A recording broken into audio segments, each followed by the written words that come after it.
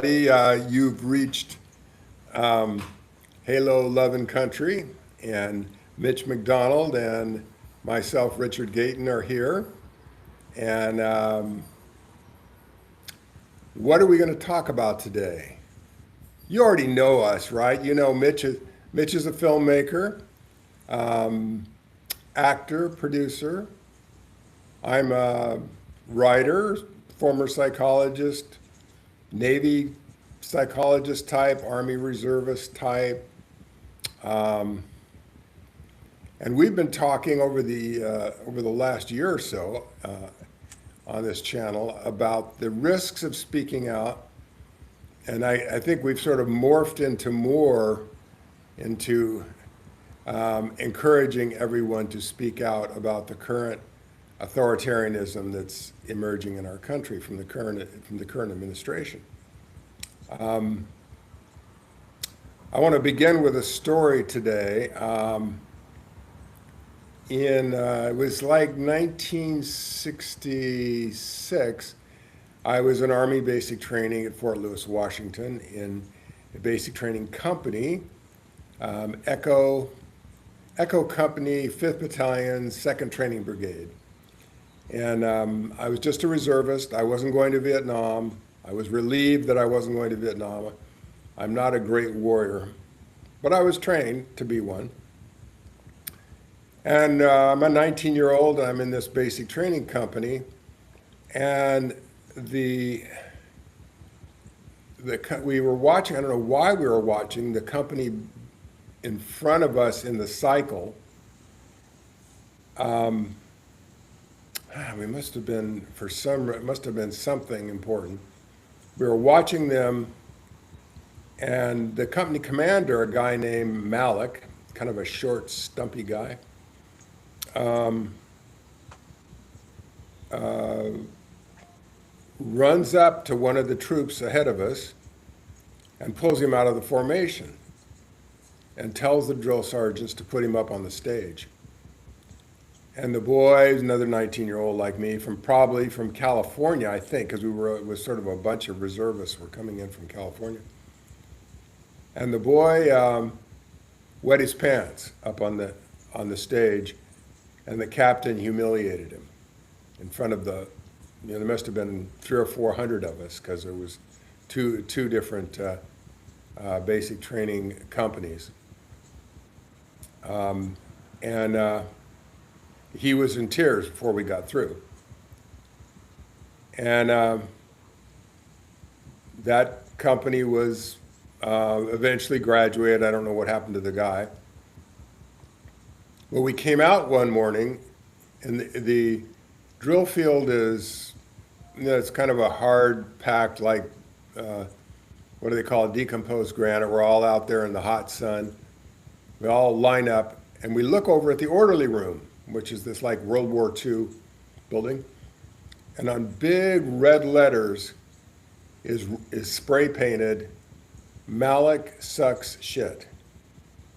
And Malik was the name of the company commander that engaged in this humiliation.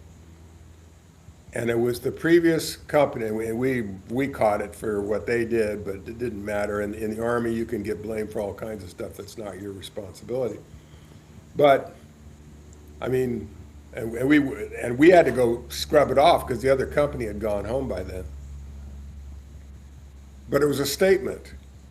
It was a statement of kind of the oppressed versus those who stepped out of line, who were in a position of authority and abusing that authority and using it to abuse the people that they are sworn to protect, to train, to get ready for war. And why does this matter today? Well, today we have a man in office who abuses his authority. He's a man who doesn't seem to care what he does to people. He encouraged rioters to overthrow the government. He's started a war that seems pretty senseless, certainly against what the vast majority of Americans wanted. He's broken laws. He's all throughout the country, all over in his entire career as a businessman. He has cheated people, stolen from them, scammed them. We all know what he's done. We all know that. So what that little group of men did back in 1966 was to fight back in the only way they knew how, which was to embarrass him and humiliate him. And they spoke out. They did their job. And now it's our job, I think. And we're coming up to an opportunity to do our job as voters. We can go out on the streets if we want to, and I do. No Kings has like a counter-programming music rally going on versus the Trump's fiasco for his birthday. But the midterms are coming up, the midterm elections. And it's surprising how boring the midterms are to people and how uninvolved American voters can be. But now we have an opportunity to be involved, and it will really matter this time who votes in the midterms.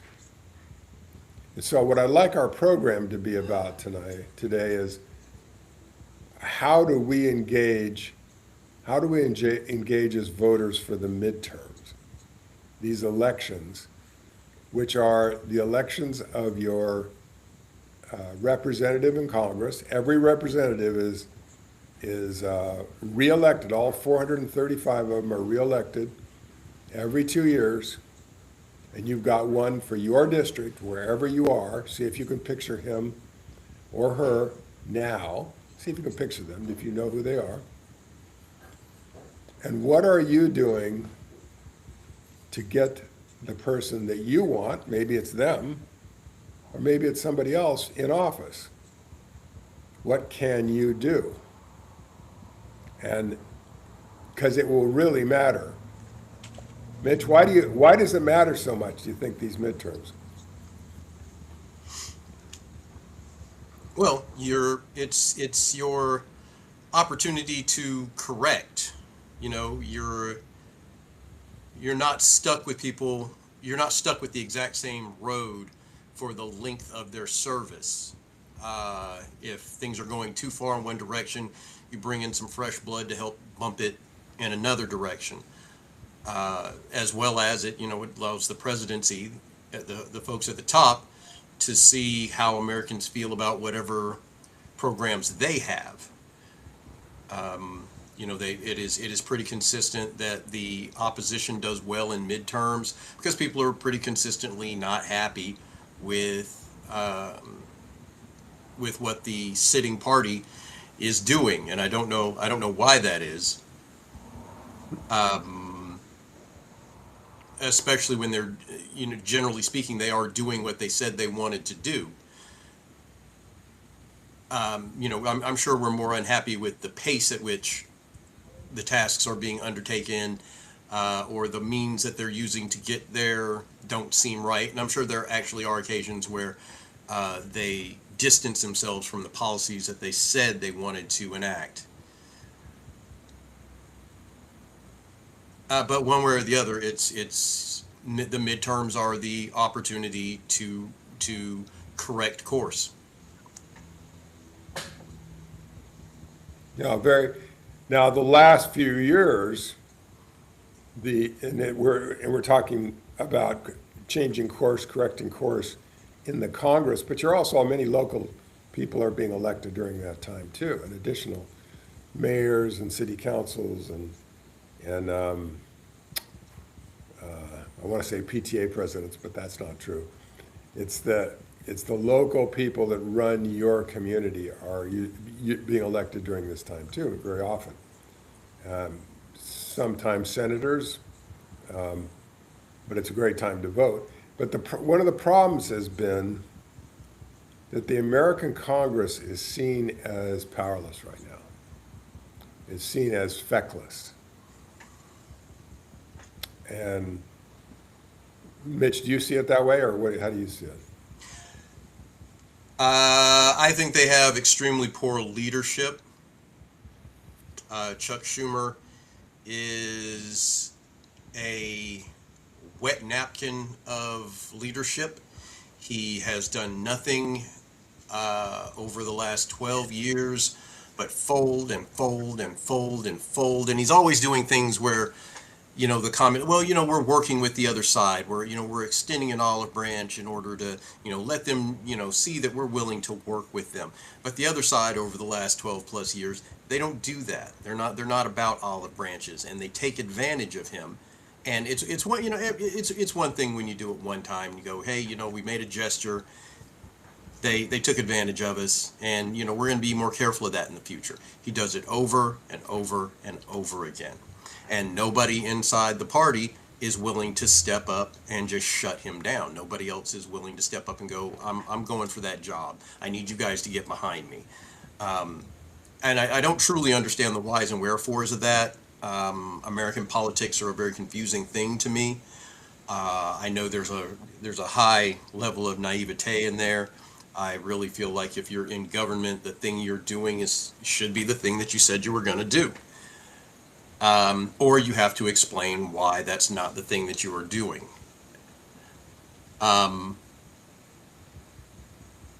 So yes, I think there are people in the liberal and progressive wing who would change the way the country is run, who would attempt to undermine what Trump is currently going after. Schumer isn't one of those people. But seems like we always hear it in school, at least in government, shouldn't we all be compromising with each other? Everybody, we all get to state our opinion, but in the middle, where we meet, we try to meet in the middle somewhere. We try to negotiate, and we try to include everyone in a kind of a consensus. We hope that our American democracy would produce a consensus. Oh, you would, but that was exactly my point. They don't. The Republican side of the line does not compromise. They just take advantage. They just manipulate situations. The fact that when we lost Ruth Bader Ginsburg, and I forget who we lost immediately before her. Was it Anthony? Yeah, it was probably Scalia. And Scalia. in the case of Scalia, Schumer allowed the Republicans to basically say, you know what, this is a lame duck year for the president. We need the people to have a voice and let them decide who, when they decide who the next president is, that president can decide who the next Supreme Court justice will be, as if somehow the sitting president doesn't still have the right to make that decision. And Schumer went along with it. And we sat back and we waited, and we got another conservative judge in there. Okay, we'll learn to live with that. Then when Ruth Bader Ginsburg died, we were in a lame duck year for a conservative president, and they immediately pushed through the Supreme Court representative that they wanted. Forget about, and of course Schumer's idiotness, he decided to step up and go, oh well, lame duck year, and they're like, screw that, and just moved forward. We do not currently have a Congress, a United States Congress, that is constituted to do business with itself. It is one side walking on the other and the other side allowing it.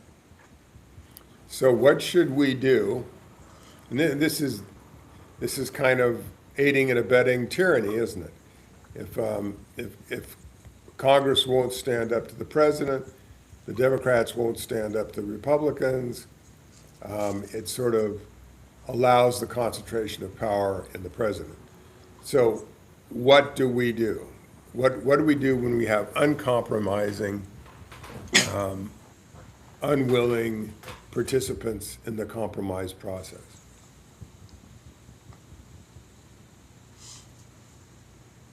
What I think we do, what I think we do is we take action. Maybe we need a new a minority leader. We need someone who will stand up and speak truth to power, even if it might not be politically best for them. Oh, Like yeah. I think, Well, yeah, yes, go ahead. and that's exactly the part that I am confused about. This is why this is part of the math that I don't personally get. I do not understand what damage it is that can be done to someone for simply standing up and stating the obvious and looking for support. Because realistically, they should all be getting together with Schumer to go, you're expired. You're past your time. You know, the period when your methodology would work is a decade or more behind us. You need to hand over the gavel to someone who better understands the current political ecology and can lead this party in these circumstances. And he should simply understand that he does not have the mandate, the trust of the people behind him, and he should step aside. And if he wants to fight it, if he can fight it and go, okay, no, I made a stumble, but I have a plan, and he can present them with a plan, and they can go, oh, okay, I get that plan. That makes sense. If that's where we're going to go moving forward, let's do that. Or they can say, no, we don't understand that plan, and we're going to fight you. And then there is an actual conflict that the American people can say, oh, okay, our duly elected representatives are not in agreement. And then the American people can say, I heard both sides of the argument that they were making with each other. Schumer's on the losing side of that argument and he won't get out of the way. We're going to have to get him out of the way. Or Schumer is on the winning side of that argument. People in the party are being unreasonable. We need to get rid of the people who are being unreasonable because they're slowing the party down. Somewhere in there, there is an answer. And now that I've said that out loud, I realize that the biggest problem with that is that decision. The person who is being the problem has to be removed largely by their constituency in their state. And that is a completely different ballgame than taking them out of like a minority leadership role or a majority leadership role. Because it feels like the control that you have from that seat on the inside is harder to lose than you're being voted out by your people, but your people are just less likely to do that. You know, especially if they don't understand the political situation. Schumer's people, I think, just literally fail to understand the damage he is doing to the country. And I don't know what he does when he goes home to explain to them, oh, it's not me. I don't know what he's doing, but it seems like his people just don't understand that he is slowing the entire liberal progressive arm of the United States government down. I don't think I understood that till you just told me. I don't think I was really focused on it like you are, and that's something to really look into and to consider. How do you get someone who can more effectively use power as a minority leader? I mean, and what if, and if the Democrats get the majority in the Senate, you know, how this, and that's another possibility that could happen this midterm. We could get the majority in the Senate, another good reason to vote.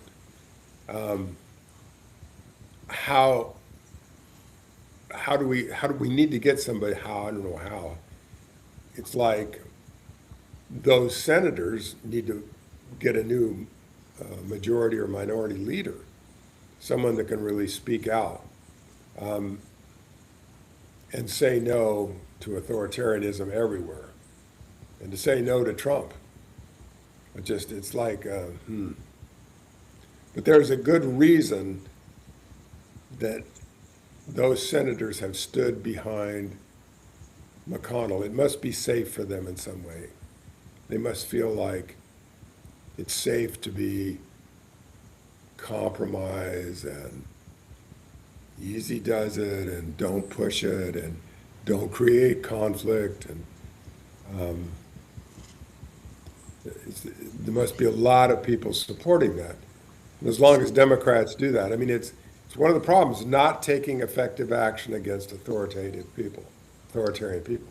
You Right. have to take action.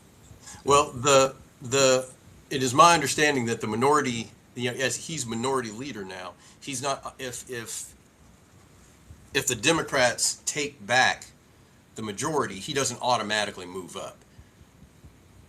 There will have to be a vote. I just don't know if I expect him to not get the support to just move up. Uh, and I think I just missed part of what you were saying there, because I was running through my head whether or not he automatically would move up. Um, but yeah, the idea, everyone has to step forward. You have to do something. When you can see that things have moved into a log jam, uh, it's you were saying this in our last meeting. You were saying that all politics is local, and really all that changes is the scale. It doesn't matter if it's two people or 10 or a million or a nation of 300 million. You're dealing with the exact situation on a slightly different scale, and as the scale changes, the exact way you interact with it changes.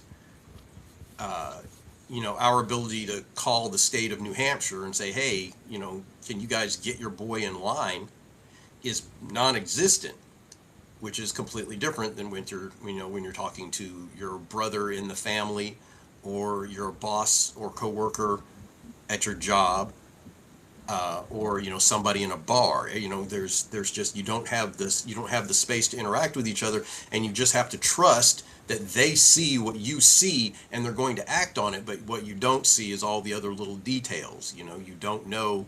You're unhappy with the way your brother comes in loud in the middle of the night, but you don't know that he's coming in angry because of his girlfriend, and you can't fix his girlfriend because he hasn't told you what's going on with his girlfriend. And even if he did, there's a limit to what you can do about his girlfriend. And it's the same thing. If I have no idea what it is Schumer does for his state, but if they look at what he does for them and say he's the most effective senator we've ever had, if he, just because he doesn't know how to deal with other senators, that's not our problem. We just need our state to be okay. Well, the Senate rewards longevity, You, Yes. you accumulate power by getting elected over and over again, and in some ways, very positive thing, because you get very experienced legislators, Hmm. and you get people hopefully you get people that know each other all over the Senate and can work together. But lately, that's become a liability, because all the seniority keeps the same people in power that are not meeting your needs as a voter. And that's a very big weakness of the Senate. It's like, but it's a weakness anywhere, and then you've seen in many places there's term limits. But I want to go back to local. There's so much we can do locally. I mean, have you ever looked at your ballot and gone, for the local elections, I don't know these people. I don't know that judge. Like in California, we have to elect judges. Hmm. I mean, I have no idea who these judges are. Yes. Or, or I you find go that a to, lot. have seen that? You know, or you go to a PTA meeting. I don't know who's running for PTA. I mean, that's not a voting thing usually, and at least you don't vote for it on a ballot. You probably vote for it in the meeting. Um, you, the more you get involved locally, you get to know people, and you get to know the people that are better than the other people that are really are working towards your interest. So the problem is, as soon as we look away, and the Democrats did this for a long time, they looked away from the local races. They didn't focus so much on the state representatives or the everything below the governor of the state. They didn't pay too much attention to. And that's something that's finally happened in California. People are paying attention to the Right. Secretary of State, to the Treasurer, to the Board of Equalization, that's the taxation people here in California. Because those are the people that are making a lot of decisions. And now I will, like, we have nonpartisan offices here, and the judges are nonpartisan. But I always look up, you can find out stuff about them online. You can find Hmm. out what their political point of view is. And you really don't want a MAGA judge in your community. Although in Arkansas, maybe you would, I don't know, maybe the majority of people would like that. Well, I mean, what do you think? Is that true in Arkansas? Well, no, no, that's a completely valid point. Yes. Um, both on both levels, what you were saying about the bigger cogs in the party paying more attention to the smaller cogs in the state. Um, I think the best example of that right now is Maine and their issue with Graham Plattner. Hmm. Um, he has won the Democratic nomination and he'll be moving forward against Susan Collins, but he has stuff in his background that is going to make it difficult for conservative, and excuse not conservatives, for liberals and progressives to vote for him. Probably more progressives than liberals. In independents, just end up where they end up.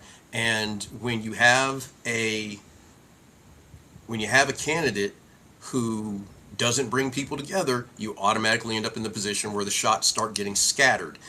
Independents start leaning toward other independents, progressives go towards other progressives, liberals go towards other liberals, because you don't have somebody that can bring all three people to get all three groups to say, I'm not, I represent you all. I understand what you're asking for, and I'm going to try to get everybody some of what they want. But we all know you can't all have everything you No, want. no. Like, because, and if we're being if I'm being honest, I would be one of the people, if I were in Maine, undermining Plattner. I don't have an issue with infidelity. That's an issue between the the candidate and their families, and I get that it does say something about character, but it doesn't necessarily say anything that I'm concerned about character. Um, the issue with his tattoo, the Nazi background. I'm from Fort Bragg, and, and yes, well, I mean, we both have military experience. You've served, and I lived in it, even though I never served. Soldiers, especially young soldiers, are idiots. The background, well, they're inexperienced. True. They don't Well, we're know. usually teenagers, Yeah, older yeah. teenagers with 21. We're just coming out in the world. Exactly, exactly. They're just coming out into the world. And when you go to a foreign country, especially a foreign country like Serbia, and they Hmm. are we know perfectly well that during the time that the United States was in Serbia, we were absolutely dealing with um, Nazi backgrounding. And the fact that he was in a town where he went to a tattoo parlor where they had Oh, Nazi, really? where they, yeah, I didn't and know that. Yeah. they had Nazi insignia on the tattoo parlor wall as something they would put on you, and as a kid, all he saw was skulls. We're all gonna get skull tattoos. That is a cool looking skull tattoo. Bam. They told him what it was. Yeah, that's a Totenkopf. Okay, that's a Totenkopf. Let's go with a Totenkopf. He doesn't know that it has a background. He doesn't know it has a meaning because they didn't tell him that. And once he left Serbia, there was no one around him to know. And they said that his girlfriend knew what it was. He told her what it was. Maybe she looked it up and saw that it was Nazi, that it was Nazi imagery. But she didn't say anything to him. No one else said anything to him. And when someone finally said it to him, he was dismayed. He got a cover up, Hmm. and he's Hmm. trying to move forward from it. I Oh, totally wow. believe. I didn't know that story. I didn't know that, Mitch. Oh yeah, Wonderful. that's the meat and Yeah. potatoes of what happened there. And I Yeah. totally believe, because there's an argument that, oh, well, there's no way he didn't know. No, I totally believe he didn't know. I totally believe that he was unaware of what of the history of the icon that he was wearing on his chest was, because no one told him. It's the same thing as, I live in Arkansas. Um, uh, there's a building downtown that has, and now I can't think of the name of it, but American Indians around here have a symbol for hope and friendship that's basically just a reversed swastika. It's the exact same symbol, just mirrored. Yeah, yeah. If you don't know that and you drive through town, all you see is there's a building downtown with a bunch of swastikas on it. It's the You have to local know to local know. Nazi meeting hall. Yes, yes, yes. You would think something like that.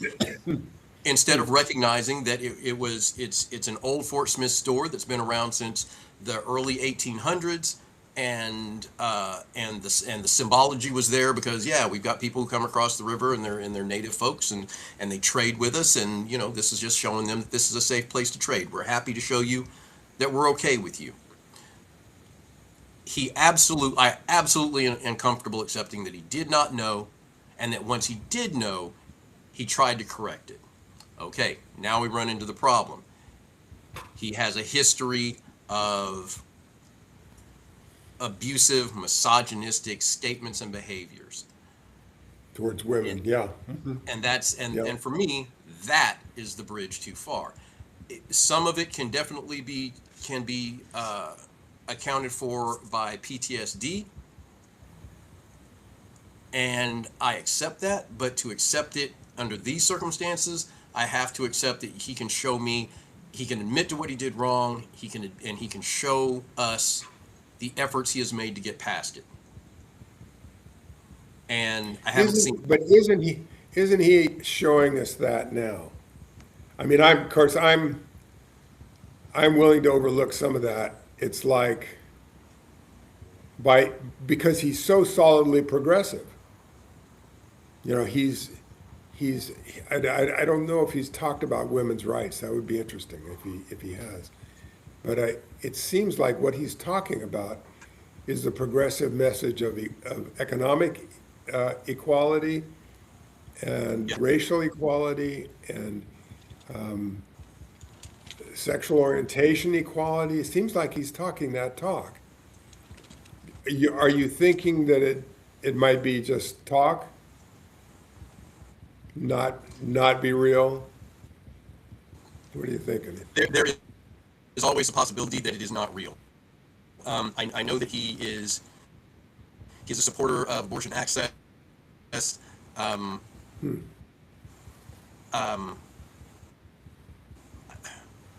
I don't know that he has said anything ever about women's rights. I haven't heard anything either. No, I haven't. That would be interesting to know, though. I mean, and that's something we can do. That's something we can do as a voter. I mean, we're not Maine voters, but if we were Maine voters, we have access to all that information. What is he saying about women's rights? What is he? What is he? I mean, if you look at the Republicans, you're able to do your deathbed change from your white supremacy to suddenly becoming not a racist. I mean, you're allowed to convert at any time. One day prior to any election, you're allowed to do that. But us progressives, liberals, Democrats, somehow we're slower to forgive our foibles, our errors, our true character defects. We're slower to well, because forgive. it's too easy. It's too easy to trick us that way. Yeah, It is that's harder. true. It is harder for a for a progressive person to pretend they have suddenly found the conservative bug, because it is hard to just be unkind like that when your true heart says people are decent, people are good, everyone deserves fair treatment. It is harder for you to turn around and pretend to go, I hate those faggots, put all those trans people underneath the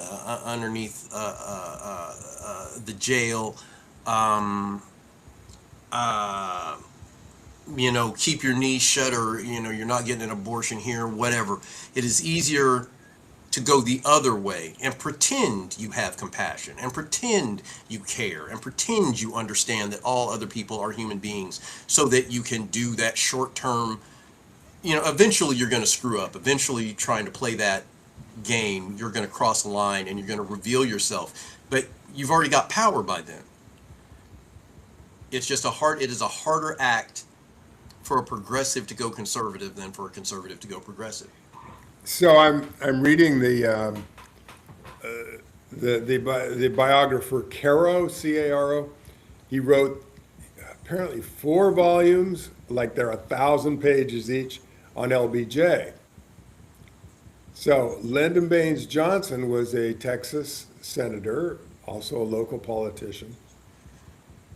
And he, at least the way Caro's presenting him, and it's kind of the way I remember him when I was growing up and he was running the Vietnam War and dividing the country with he was doing a bunch of lying and pretending and everything.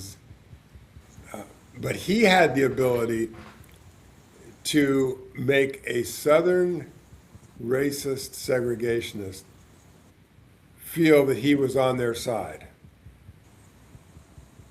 He was amazing. And then but he was a liberal Democrat. Very interesting. And he passed John F. Kennedy's Voting Rights Act. He made that happen through all kinds of and that was manipulation, I think, that he could make, who was that old segregationist Dixiecrat, or was he a Dixiecrat? Russell?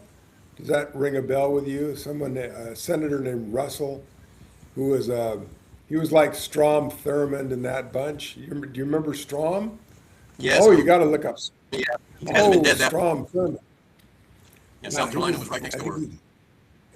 And LBJ could talk because he was from the South. He could talk that talk. I mean, it was maybe the experience of us going to Arkansas and being treated with this LGBTQ production company and actors, going to Arkansas, making a gay movie, and having so many people be on our side, help us, but also those who pretended to be on our side, who just made sure they didn't help us, but didn't have to tell us about it. It was very interesting. It's kind of that the ability to appear supportive while you're not supportive. That kind Okay, of. so so I was having an argument, and it's an argument that comes up occasionally within my crew. The idea that you have to keep religion out of politics. And someone who was overhearing our argument was asking, how do you expect, so what you're saying is you can't be Christian and be a politician. And we were arguing, no, we're not saying that. You just have to know the difference between your beliefs and the structure of the system that you're trying to work in, and you have to not push your faith into the structure of that system. And for me, what you're saying is that LBJ understood that difference. I'm sort of looking at some information over here on the side about Richard Russell, where it basically says that Richard Russell was the older of the two, and he brought LBJ up in politics, but they clashed over civil rights. So what I'm taking from the information that I can see is that LBJ understood, I may not like those homosexuals, I may not like those dark-skinned people, but I live in the United States of America, where we stay out of people's business and everybody is created equal. I don't like you. I would like you to be gone or to be better, but you have the right to exist. And if you do anything wrong, do not doubt I will drop an anvil on you. The righteous anvil of God will fall on you. But if you're not doing anything wrong, you're just living your life. So if you're gay and you're running around and we manage to catch you doing something that we can pass under sodomy law, you're nailed. Sodomy. But if there's no law for that, then there's nothing for us to talk about. There's no law against being black. Be black. Live your life. You have the same rights as everybody else. I don't like you. I don't want you marrying my daughter, and I don't want you in my yard. Well, I want you in my yard, but just cutting along. So, Well, and you can be MAGA too. yeah, You well, can have all your MAGA point of view and all your MAGA racism. Just don't do it. right, Come yes. along. Yeah, just don't do it in front of me. 'Cause there are businesses that I don't frequent, not so much because I know their proprietors are MAGA supporters, but more because they won't shut the fuck up about it. It's I you're allowed to feel what you feel, you're allowed to vote the way you vote, but don't expect you're going to have a conversation with me about it and I'm not going to have a problem. And if you need to find your tribe and you feel the need to talk about it in your business, then understand that only your tribe is coming to your business. Okay, which brings us to a complication here. One of the reasons that maybe 30% of the population voted against, I'm just making these figures up, voted against the progressives, the liberals, the Democrats, voted against them because they felt shamed and talked down to for their racism, their homophobia, their misogynism, their violent attack, what's the word? For their attachment to guns, they felt talked down to, which is another way of saying we hurt their feelings. We didn't consider their opinions to be valid. So it's kind of that question of what is freedom of speech? How do we Okay, well, allow other opinions in the public square without telling a person they can't talk that way, okay, without and that using and law that's against them? and that's a different gap because Yeah. as and it I don't even remember the first person to explain it to me, but it wasn't explained to me really until 15 or 20 years ago. So I was definitely in my 30s. It's not about how I feel about what you are saying or how you feel about what I am saying. It is what the government feels about what either one of us is saying. And the government is not allowed to tell you you can't be a MAGA or me I can't be a socialist. Oh, I like that. I like that. Yeah, they're not allowed to stop us from believing what we believe until Yes. we become violent or dangerous to society on the whole. Which is why, Yeah. which is, and I espouse this position, you are allowed to punch a Nazi. They are, by their very breath, espousing the death of me, of at least one of my children. Actually, and if you look through all the kids in my circle, I would say 75% of the kids around me would fall into a Nazi net. The children I work with at school, almost, we could go 90 or 95% on them. The special education groups that I only work with tangentially, 100% euthanized. Not acceptable. Not. Well, and it was in Germany. It was the developmentally handicapped, the Jews, probably the Jews first above all, the mentally handicapped, the gays, the many intellectuals.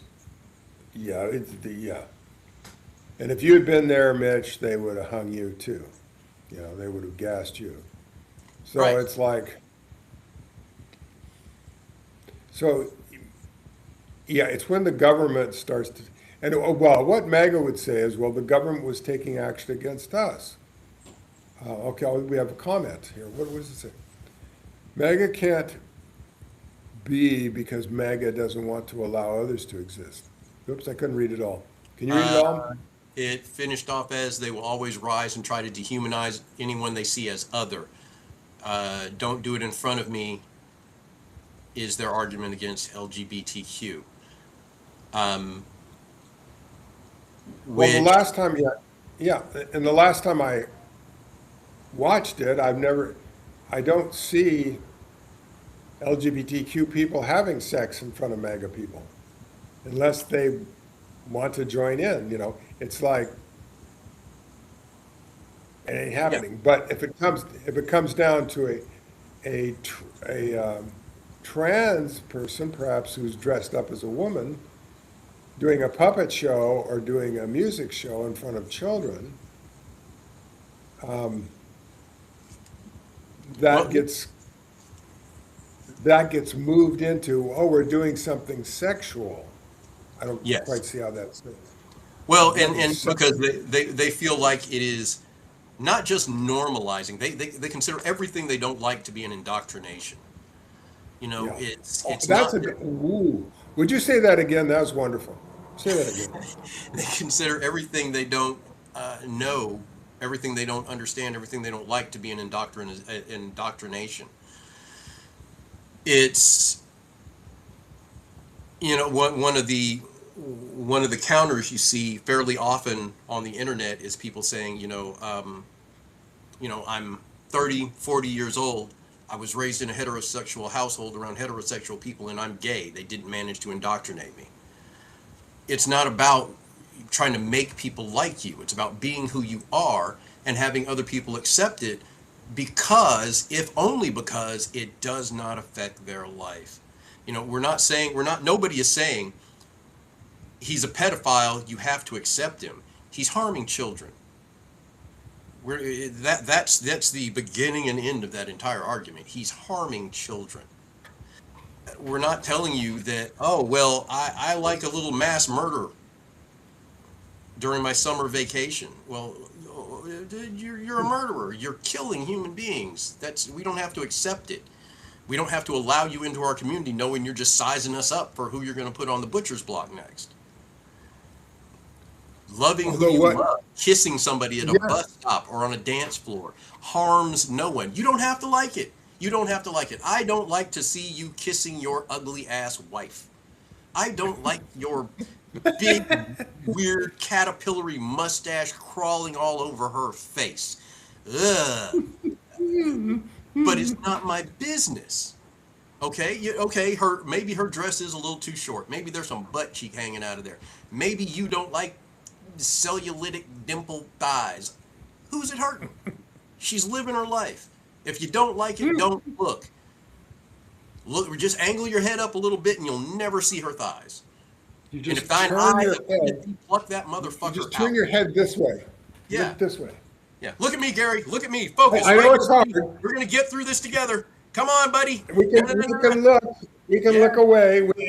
yeah. It's Think possible. about I your know. bony ass girlfriend and her fucking knock-kneed, orange-sized knees and her tiny little twiggy thighs. Focus up, buddy. Think a happy thought. Think anorexia, buddy. Come on, we're gonna We can get get through through this. this. We can,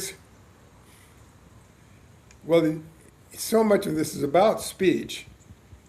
And in psychotherapy, you get people who will come in, and we have to distinguish between when someone says, and it's a tough one. I don't know how they're doing it now because I'm not doing practice now, but I would really like to shoot my teacher, to say stuff like that. And in 1965, that was just normal speech. Yeah. Not normal, but it Well, was no, like, you're evidencing emotional state. She makes me so mad I want to choke her. yeah, I He want to choke her, pisses me yeah. off. I want to put a bullet in his head. You're not But in literally that going to do culture, it. it would never happen. For whatever reason, in that culture, that no one would ever shoot a teacher. No one, and you would never say it to a teacher.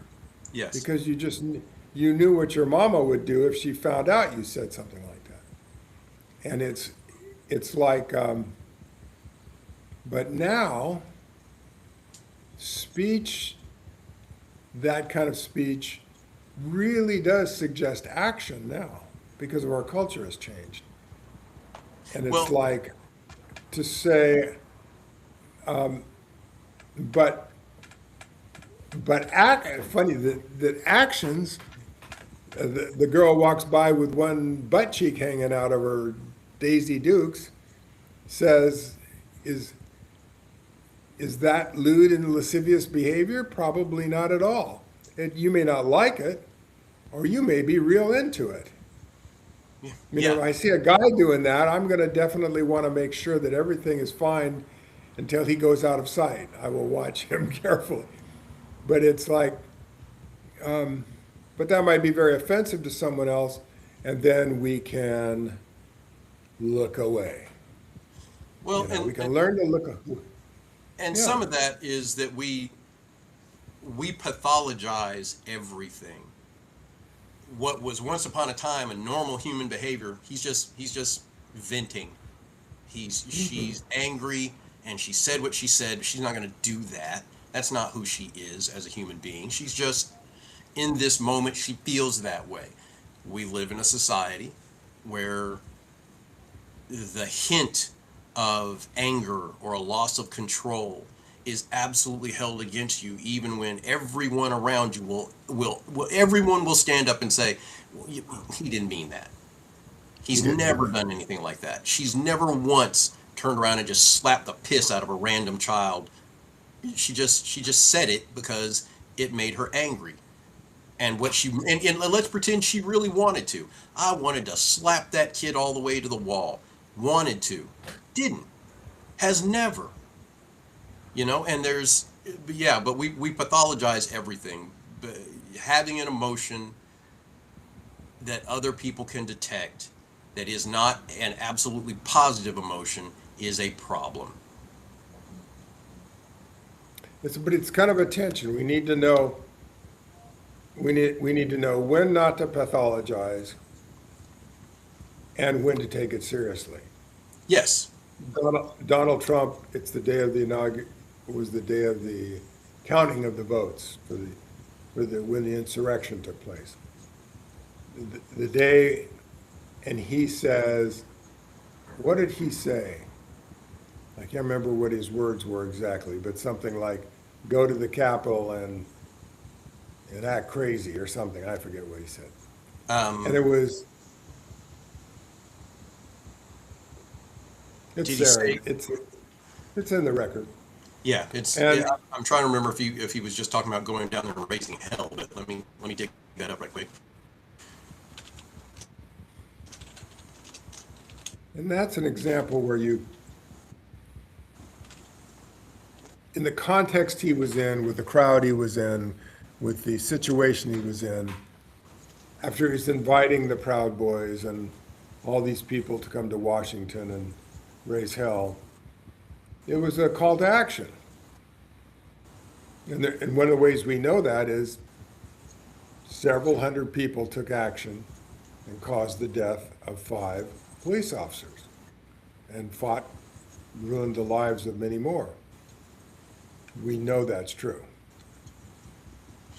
So Okay, so speech is a tricky deal, you know. he said you'll have an illegitimate president. That's what you'll have, and we can't let that happen. If you don't fight like hell, you're not going to have a If you country. don't fight like But hell, no. but he did follow that with saying that we're going to peacefully and patriotically make our voices heard. But that falls in the category of he'd been in contact, had never stopped being in contact with the Proud Boys. He knew that's not what was going to happen. Your audio is acting up. Not sure what happened. Oh, I sorry. just lost you. Yeah. So, but we know It's that great. despite him saying that we're going to peacefully and patriotically make our voices heard, he had been in contact with the Proud Boys. He knew they were there, and he knew what they were doing. Maybe if you come closer, see if you can come closer to your microphone. Can you come close? Because you're breaking up. Something's causing it to break up. Ah, it's always something. Try again. Let's see where you are. Right. Are you hearing me okay now? Yeah, yeah, yeah. Now you're clear. All right.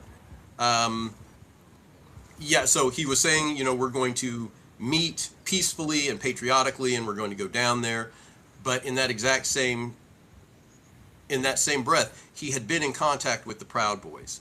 He was in close contact with Danny Terrio, not Danny Terrio, Tario. What, Enrico Tario? Who was the name? What was the name of the Tario guy from the Proud Boys? Danny Terrio was from Dance Fever. Yeah. No idea how his name got in my head just then. But yeah, he understood what was going to happen when that crowd got there. He knew there were agents in that crowd looking to stir them up. He knew that. So And that's he was the one that told him to hang Mike Pence. that's the difference between speech, innocent speech, and what's the word? Expressive speech, maybe even violent ideas in a speech. But this is when it's combined with actions, specific, specific context, encouraging people to do things. That's when it becomes actions. It's like, Right. Well, no, no. And I can see where there's not necessarily a case to be made that what he said was inciting them to riot, but there is a relationship between him and the rioters, the people who actually are known to have pushed the riot forward. There is a relationship there that basically says what he intended to do was give them a crowd of like-minded people that they could then light the fuse on, and that's exactly what they did. It wasn't his words in front of the White House. It was his aiding and abetting everything that came after. The fact that he didn't call out the authorities, the fact that he didn't tell anybody to stand down until the riot had been going on for a couple of hours already. Um, he had a role, and that hasn't been taken to court, and it hasn't been proven. The people who were there were were were tried. Most of them were tried. Most of them were found guilty, and then he pardoned them all. yeah, Ta-da! yeah. And And tried to give them a fund of $1.8 billion to then we assuage have their crazy. feelings over the crime they committed. See, we could say, and I do say sometimes, it is really good that MAGA had a voice, that they decided to pick someone that would speak for them. They hoped, and so many of these are white blue collar people or white retired people or who felt somehow disenfranchised or not powerful. They picked, or they were losing power because of us minority people were taking over. Somehow, maybe Hispanic people, black people, gay people, women, they're not minority, whatever, were taken over from white folks. Maybe they felt left out. And so they picked a champion. And they let their freedom of speech be known and their freedom to vote be known. And they made a grave error. And maybe they're going to see that, and maybe they're not. I don't know. I'm not sure. But certainly we can now speak out and we can take whatever action we can take to make sure this doesn't happen again. I don't know what that we can make sure, but we can certainly vote in the midterms. We can act locally everywhere we can. When there's a No Kings demonstration, go. Oh, by the way, there's a No Kings concert this afternoon. Pretty soon, I think it's on the internet. I don't know if it'll probably be on the TV tonight. It's counter programming to the UFC. debacle on the neighbor on the on Trump's birthday bash on the bash. There's a good name for it, where the guys are bashing each other on the lawn of the White House. So you can give your eyeballs, give your voices to what you believe in. Do it locally, do it on TV, do it when you vote. Be there, be there for democracy. You can do it. And thank you for being there with us today. There's a vote you're taking too. You're voting for at least these voices to be heard, whether you agree with Mitch and I or not. And Mitch and I don't totally agree with each other. You can see the differences sometimes, which doesn't freaking matter. What's so good is that he's saying it, and that I'm saying it, and that you're saying it, and even that MAGA is saying it. All of this is part of democracy in America. So thank you for visiting Hello, Love and Country. Go see our movie, Love and Country, about two gay men during the Vietnam War. Read my novel, Love and Country, about the background of these soldiers. And join us again next time, will you? See you, Mitch.